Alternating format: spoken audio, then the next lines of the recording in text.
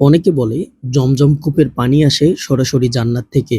তা না হলে প্রতিদিন লাখ লাখ লিটার পানি তোলা হয়। প্রতি বছর কোটি কোটি মানুষ সেই পানি পান করে। তবুও আজ পর্যন্ত কূপটি শুকিয়ে যায়নি। কিন্তু প্রশ্ন হলো, এই পানির উৎস কোথায়? হাজার হাজার বছর ধরে পানি উঠছে, কিন্তু ফুরিয়ে যাচ্ছে না কেন? এটি কি শুধুই প্রাকৃতিক খেলা, নাকি এর পিছনে লুকিয়ে আছে এমন কোনো রহস্য যা আজও পুরোপুরি ব্যাখ্যা করা যায়নি? ভিডিওর শেষ পর্যন্ত দেখতে থাকুন, কারণ শেষের তথ্যটি আপনাকে অবাক করে দেবে।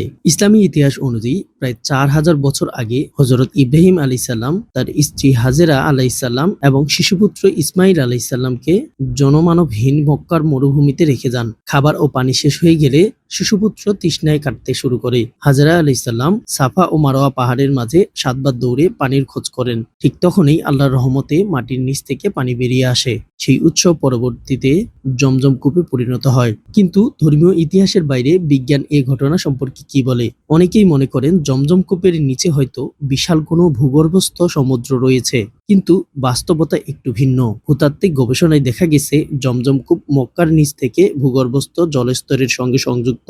চারপাশে পাহাড়ি অঞ্চল এবং উপত্যকাগুলো যখন বৃষ্টি হয় তখনই সেই পানি ধীরে ধীরে মাটির নিচে প্রবেশ করে। বছরের পর বছর ধরে জমা হওয়া এই পানি বিভিন্ন ফাটল ও পাথুরে স্তরের মধ্য দিয়ে প্রবাহিত হয়ে জমজম কূপে পৌঁছে যায়। অর্থাৎ এটি একটি প্রাকৃতিক রিচার্জ সিস্টেমের অংশ।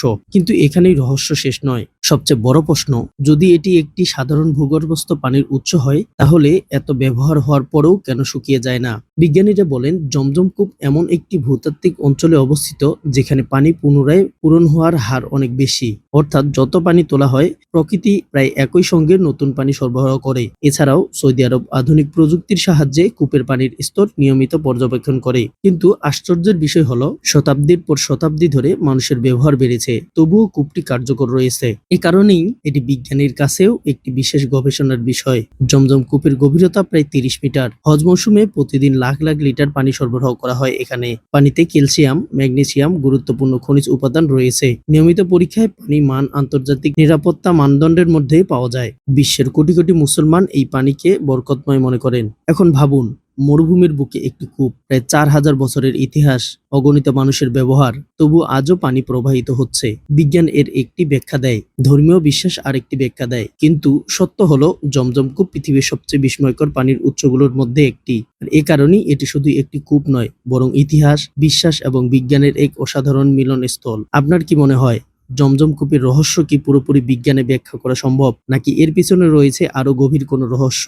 কমেন্টে আপনার মতামত জানান। ভিডিওটি ভালো লাগলে লাইক দিন, শেয়ার করুন এবং আরো রহস্যময় তথ্য জানতে চ্যানেলটি সাবস্ক্রাইব করতে ভুলবেন না। দেখা হবে পরবর্তী ভিডিওতে।